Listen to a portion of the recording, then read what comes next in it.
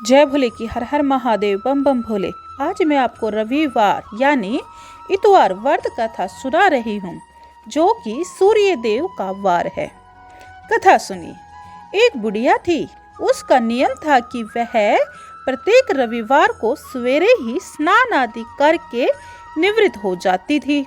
गाय के गोबर से घर को लीप कर फिर भोजन बनाकर भगवान का भोग लगा स्वयं भोजन करती थी।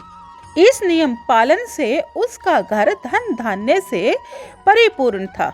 इस तरह कुछ दिन बीत जाने पर उसकी एक पड़ोसन, जिसकी गौ का गोबर वह बुढ़िया लाया करती थी, वह विचार करने लगी कि यह वृद्धा सर्वदा मेरी गौ का गोबर ले जाती है। इसीलिए वह अपनी गाय को भीतर बांधने लगी। बुढ़िया को गोबर न मिलने से वह रविवार के दिन अपने घर को लीप नहीं सकी। अतः उसने न तो भोजन बनाया और न ही भगवान को भोग लगा सकी। स्वयं भी निराहार व्रती रहकर रात्रि को भूखी प्यासी ही सो गई। रात्रि में सूर्य देव ने सौपन में भोजन न बनाने और भोग न लगाने का कारण पूछा। वृद्धा ने गोबर न मिलने की बात बता दी। तब भगवान ने कहा कि माता, क्योंकि तुम हमेशा रविवार को गौ के गोबर से लीप कर भोजन बनाकर मेरा भोग लगाकर भोजन करती हो, इससे खुश होकर मैंने तुमको यह गौ दी है। इस गौ से निर्धन को धन और बांझ स्त्रियों को पुत्र प्राप्त होकर उनकी मनोकामना पूर्ण हो जाती है। सौपन में ऐसा वरदान देकर भगवान अंतर ध्यान हो गए। जब वृद्धा की आंख खुली तो आंगन में एक अति सुंदर गाय और बछड़ा बंधे देखकर अति प्रसन्न हुई और उनको घर के बाहर वहीं खाने को चारा डाल दिया। सुबह पड़ोसन ने देखा कि बुढ़िया की गाय ने सोने का गोबर किया है, तो वह उस गोबर को उठा ले गई और अपनी गाय का गोबर उसकी जगह रख गई। वह प्रतिदिन ऐसा ही करती रही और भोली भाली बुढ़िया को इसकी खबर भी नहीं होने दी। तब सर्वव्यापी जगत पिता ने सोचा कि चालाक पड़ोसन के कर्म से बुढ़िया ठगी जा रही है। भगवान ने संध्या के समय अपनी माया से बड़े जोर से आंधी चला दी। बुढ़िया ने आंधी के बह से अपनी गाय और बछड़े को घर के भीतर बांध लिया। प्रातःकाल जब वृद्धा ने देखा कि गाय ने सोने का गोबर दिया है, तो उसके आश्चर्य की सीमा न रही और वह प्रतिदिन गाय को भीतर बांधने लगी। उधर पड़ोसन सोने का गोबर उठाने का दाव न लगता देख ईर्ष्या और डाह से जल उठी।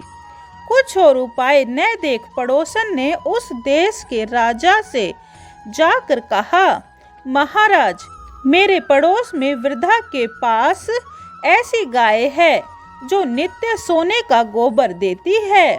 आप वह गाय लेकर उसके सोने से प्रजा का पालन कीजिए। राजा ने यह बात सुन अपने दूतों को वृद्धा के घर से गाय लाने की आज्ञा दी।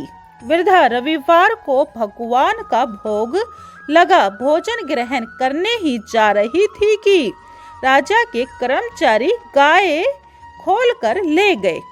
वृद्धा काफी रोई चिल्लाई, किंतु किसी ने उसकी बात नहीं सुनी। उस दिन वह गाय के वियोग में भोजन न कर सकी और रात को रो रो कर ईश्वर से गाय को पुण्य पाने के लिए प्रार्थना करती रही।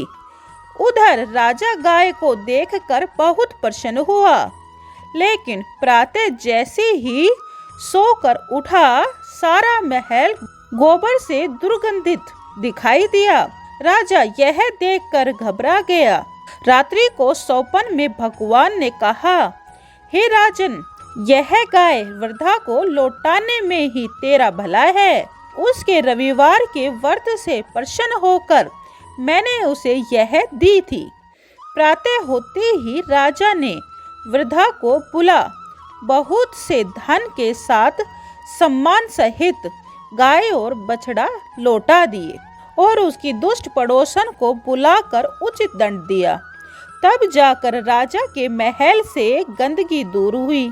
उसी दिन राजा ने नगर वासियों को आदेश दिया कि राज्य के सभी स्त्री पुरुष अपनी समस्त मनोकामनाओं की पूर्ति के लिए रविवार का व्रत किया करें। तत्पश्चात व्रत करने से सारी प्रजा सुखी जीवन व्यतीत करने लगी और हर रोज सुबह निर्नावासी नहा धोकर सूरज लोटा जरूर दे। इससे आँख और स्वास्थ्य ठीक रहता है। और अपने बड़ों का सम्मान करें।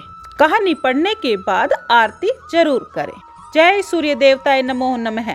जय मेरे भोलेनाथ। हर हर महादेव। बम बम भोले।